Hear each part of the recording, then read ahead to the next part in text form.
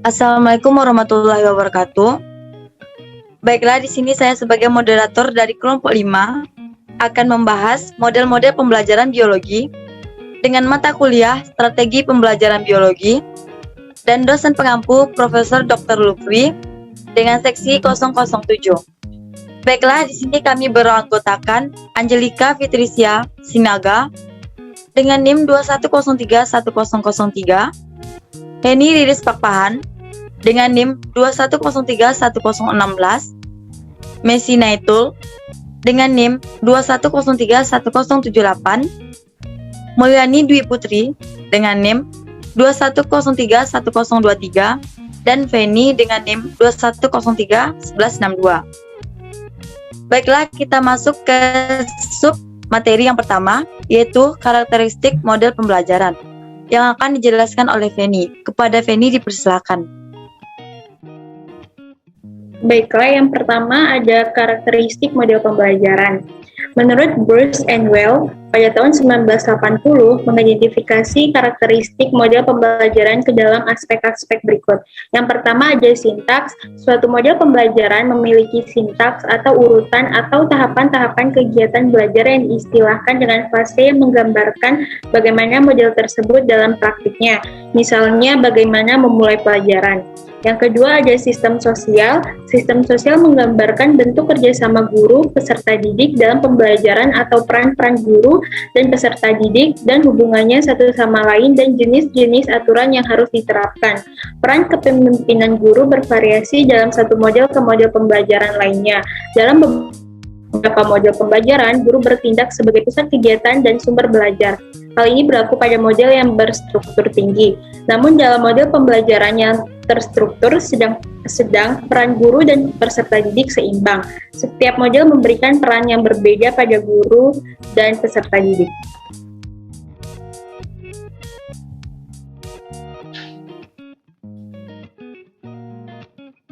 Selanjutnya yaitu yang ketiga, prinsip reaksi. Prinsip reaksi menunjukkan kepada guru bagaimana cara menghargai atau menilai peserta didik dan bagaimana menanggapi apa yang dilakukan oleh peserta didik.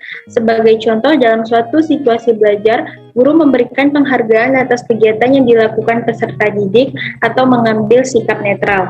Yang keempat ada sistem pendukung, menggambarkan kondisi-kondisi yang diperlukan untuk mendukung keterlaksanaan model pembelajaran, termasuk sarana dan prasarana, misalnya alat dan bahan, kesiapan guru, serta kesiapan peserta didik. Yang kelima ada dampak pembelajaran langsung dan iringan. Dampak pembelajaran langsung merupakan hasil belajar yang dicapai dengan cara mengarahkan para peserta didik pada tujuan yang diharapkan. Sedangkan dampak iringan adalah hasil belajar lainnya yang dihasilkan oleh suatu proses pembelajaran sebagai akibat terciptanya suasana belajar yang dialami langsung oleh pembelajar. Selanjutnya,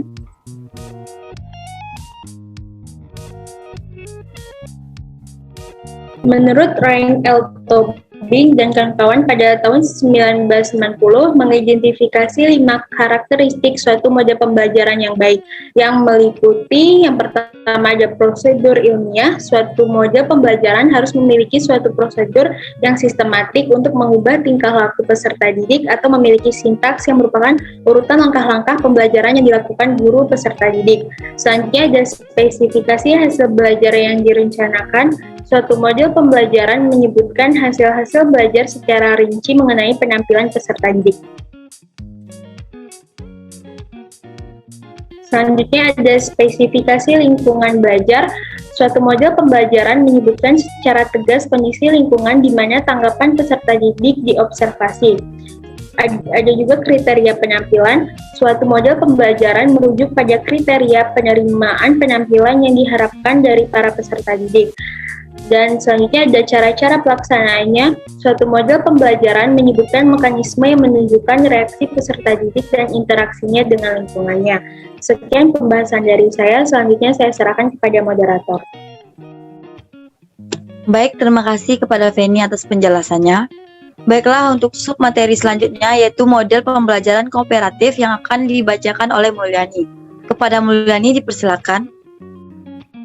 Baiklah, materi selanjutnya adalah model pembelajaran kooperatif. Pembelajaran kooperatif bercirikan yang pertama struktur tugas, mengacu pada dua hal, yaitu cara pembelajaran diorganisasikan dan jenis kegiatan yang dilakukan oleh anak didik di dalam kelas. Yang kedua, struktur tujuan, merupakan kadar saling ketergantungan anak didik pada saat mereka mengerjakan tugas. Ada 3 macam struktur tujuan. Yang pertama, individualistik, yaitu jika pencapaian tujuan tidak memerlukan interaksi dengan orang lain. Yang kedua, kompetitif, yaitu anak didik hanya dapat mencapai suatu tujuan jika anak didik lain yang tidak dapat mencapai tujuan tersebut. Yang ketiga, kooperatif, anak didik dapat mencapai tujuan hanya jika bekerja sama dengan anak didik lain. Yang ketiga, struktur penghargaan atau reward, merupakan penghargaan yang diperoleh anak didik atas prestasinya. Selanjutnya adalah ciri-ciri pembelajaran kooperatif yang lain adalah: yang pertama, anak didik bekerja dalam kelompok secara kooperatif untuk menuntaskan bahan pelajaran. Yang kedua, kelompok dibentuk dari anak didik yang memiliki kemampuan tinggi, sedang, dan rendah. Yang ketiga, bila mungkin, anggota kelompok berasal dari ras, budaya, jenis kelamin berbeda. Yang keempat, penghargaan lebih berorientasi kelompok ketimbang individu.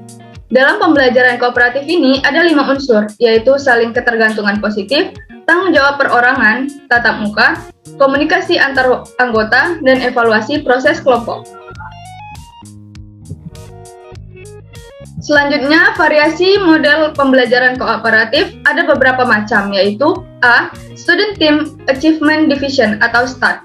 STAD dikembangkan oleh Slavin et al. 1994 di Universitas Johns Hopkins. STAD merupakan model pembelajaran kooperatif yang paling sederhana.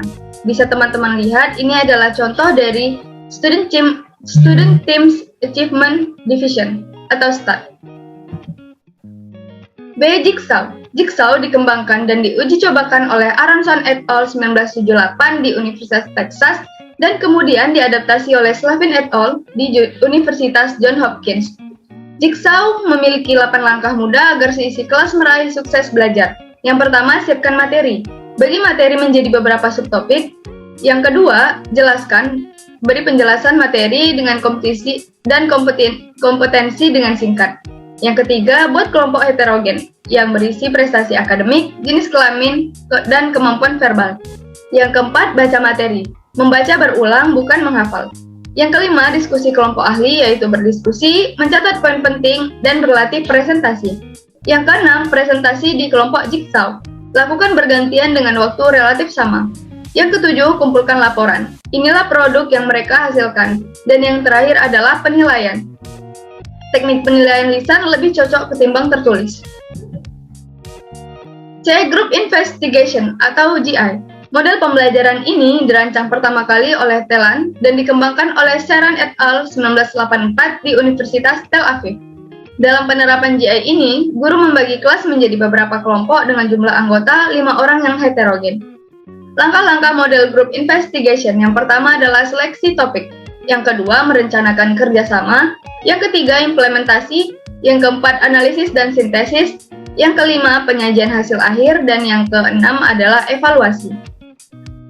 Lalu ada kekurangan dari GI. Yang pertama, sedikitnya materi yang tersampaikan pada satu kali pertemuan, sulitnya memberikan penilaian secara personal, tidak semua topik cocok dengan model pembelajaran GI, dan yang terakhir adalah diskusi kelompok biasanya berjalan kurang efisien. Yang keempat adalah Think, Pair, and Share, merupakan salah satu model dari pembelajaran kooperatif yang paling sederhana, yang melibatkan siswa secara aktif belajar dalam suasana kelompok untuk memecahkan masalah belajar dan memiliki rasa tanggung jawab terhadap pembelajarannya sendiri dan juga pembelajaran orang lain.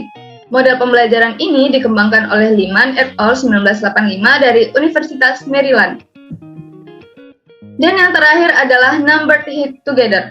Model pembelajaran ini dikembangkan oleh Kagan 1993, adalah model pembelajaran kooperatif yang menekan pada tanggung jawab secara individu dan kelompok untuk memahami materi yang dipelajari sehingga siswa berperan secara aktif dalam proses pembelajaran yang berdampak pada meningkatnya hasil belajar. Sekian materi dari saya kembalikan kepada moderator. Baik, terima kasih kepada Mulyani atas penjelasannya. Baiklah, untuk submateri selanjutnya yaitu model pembelajaran dengan pendekatan STS. yang akan dijelaskan oleh Heni. Kepada Heni dipersilakan. Yang ketiga, materinya adalah model pembelajaran dengan pendekatan STS. Model pembelajaran STS merupakan suatu model pembelajaran yang memadukan pemahaman dan pemanfaatan sains, teknologi, dan masyarakat dengan tujuan agar konsep sains dapat diaplikasikan melalui keterampilan yang bermanfaat bagi peserta didik dan masyarakat. Model STS memiliki beberapa keunggulan diantaranya.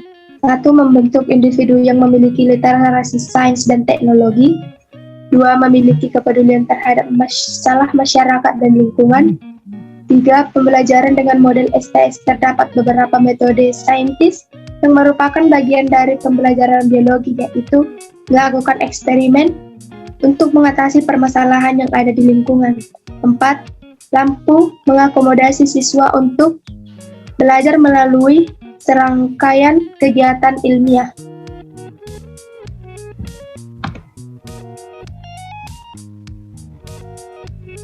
Selanjutnya yaitu tabel berikut ini ditampilkan tahapan atau sintaks pembelajaran STS yang mengacu pada model konstruktivitik yang dikembangkan Jaeger 1992. Tahap yang pertama ada invitasi. Kegiatan guru memberi pertanyaan mengenai fenomena permasalahan biologi yang relevan untuk merangsang rasa ingin tahu dan minat anak didik.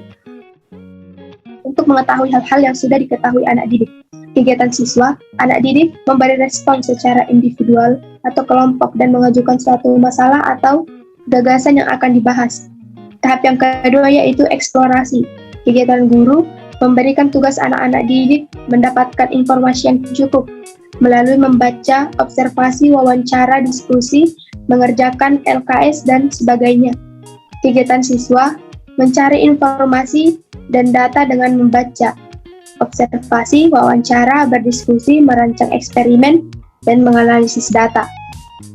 Tahap yang ketiga adalah eksplanasi dan pemecahan. Kegiatan guru memberikan tugas untuk membuat laporan dan mempresentasikan hasil penyelidikan atau eksperimen secara ringkas. Kegiatan siswa membuat laporan hasil penyelidikan, membuat kesimpulan, dan mempresentasikan hasil. Tahap tindak lanjut. Kegiatan guru memberikan penjelasan mengenai tindakan yang akan diajukan berdasarkan hasil penyelidikan. Kegiatan siswa memberikan solusi pemecahan masalah atau membuat keputusan dan memberikan ide.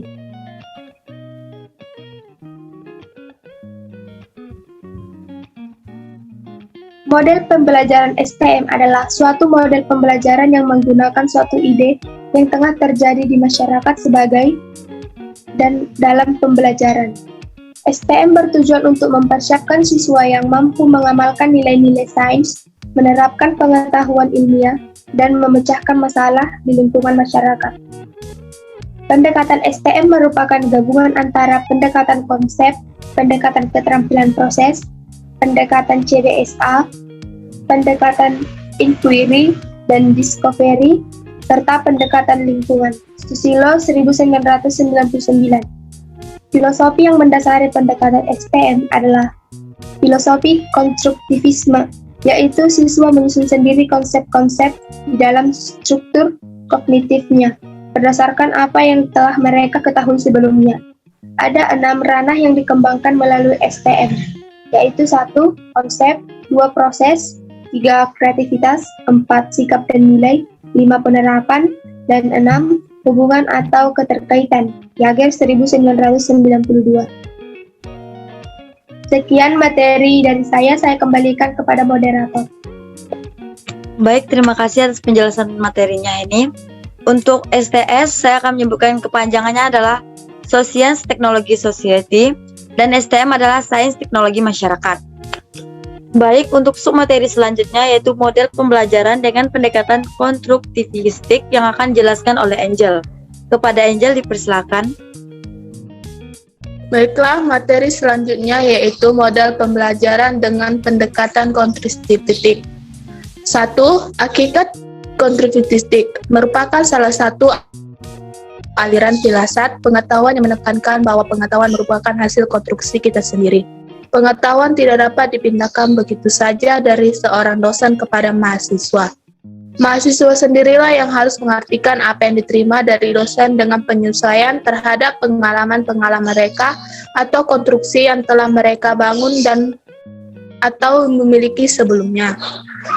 Banyak mahasiswa yang salah menangkap apa yang diberikan oleh dosennya, menunjukkan bahwa pengetahuan tidak dapat begitu saja dipindahkan, melainkan harus dikonstruksikan atau paling sedikit diinterpretasikan dan ditertransmosikan sendiri oleh mahasiswa.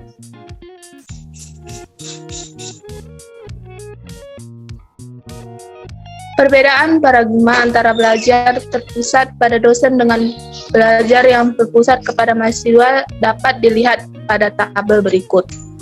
Yang pertama, pengetahuan dipindahkan dari dosen mahasiswa, yaitu mahasiswa mengkonstruksikan pengetahuan berdasarkan pengalaman belajar.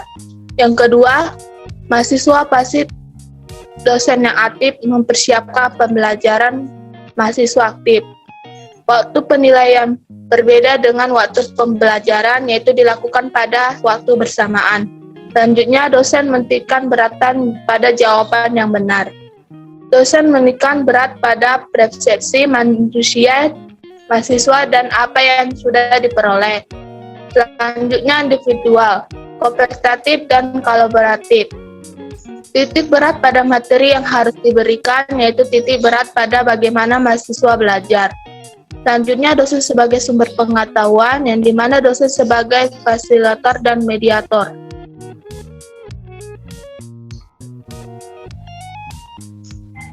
Yang kedua yaitu prinsip-prinsip belajar teori konstruktivisme. Karakteristik teori belajar konstruktif. Pentingnya proses kegiatan belajar dan evaluasi belajar.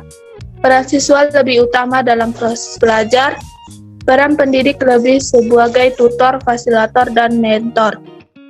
Yang terakhir, mengembangkan strategi alternatif untuk memperoleh dan menganalisis informasi.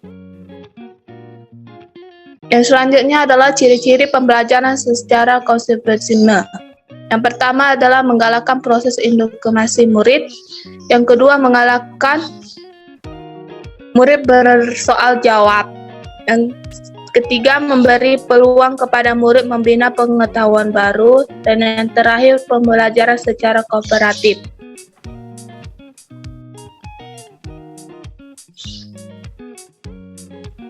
Yang ketiga, kelebihan dan kekurangan teori konstruktivisme. Kelebihan konstruktivisme adalah siswa dapat berpikir untuk menyelesaikan masalah, mengembangkan gagasan, dan membuat keputusan. Siswa dapat lebih paham karena terlibat secara langsung dalam membina pengetahuan baru, dan mereka dapat mengaplikasikannya dalam semua situasi. Selain itu, siswa terlihat secara langsung dan aktif, sehingga mereka akan ingat lebih lama terhadap semua konsep yang dipelajarinya. Kekurangan konstruktivisme adalah siswa membuat pengetahuan dengan ide masing. Oleh karena itu, pendapat siswa berbeda dengan pendapat para ahli. Baiklah, sekian materi dari saya kembalikan kepada moderator. Baik, terima kasih kepada Angel atas penjelasan materinya. Baiklah, demikian materi yang kami jelaskan tentang model-model pembelajaran biologi. Apabila ada kesalahan, kami mohon maaf dan kami akhiri dengan wassalamualaikum warahmatullahi wabarakatuh.